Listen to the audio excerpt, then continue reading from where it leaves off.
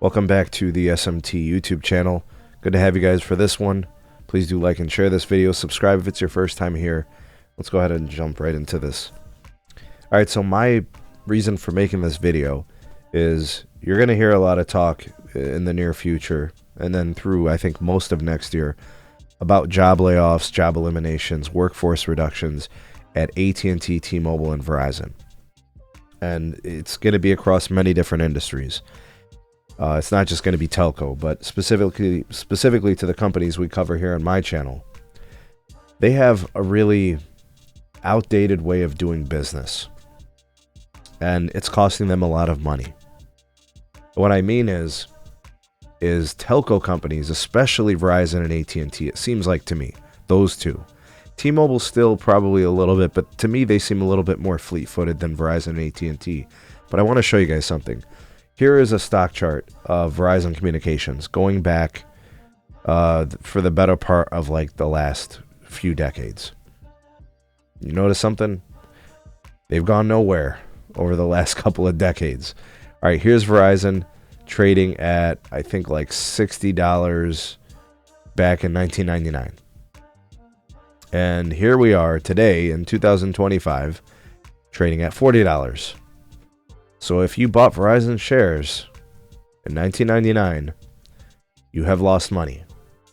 All right. Now you've made money because of dividend payments, but you know, unless you've added along the way, you've lost money on the original shares you bought. Here's AT&T. You've seen that wild ride. You've seen them trading as high as almost $40, I think, back in 1999. And here we are at $25 today. So if you bought shares back then, you have lost money, excluding the dividend payments you get every quarter. Now, the question is, why is this a problem? Well, the problem is telco is legacy. It is the old geezer that is still cutting their grass with a push mower, maybe the one with the scissors roller thingies, like it's not even motorized, doesn't even use gas, right? It's the one with the blades that you just push.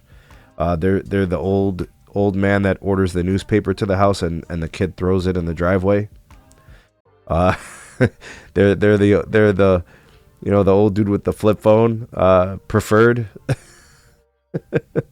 You know, I'm just giving some examples, right? They're old. They have so many old duplicated processes, you know, old-fashioned ways of, you know, fixing problems, sometimes not even being able to fix problems because everything, like I said, is so legacy and old. And whether it's the network infrastructure or, you know, like, and that's hardware, or it's like systems, or it's processes. Like I've had conversations with my friend who has his own wireless ISP tell me how difficult it was to deal with, and I'm not going to say who the company was, but it was one of the big telcos, trying to get a fiber circuit run. He said it was nearly impossible. Dead end after dead end. Call, you know, over repeated, getting nowhere. Like, these companies are literally swamped in failed processes. They need change.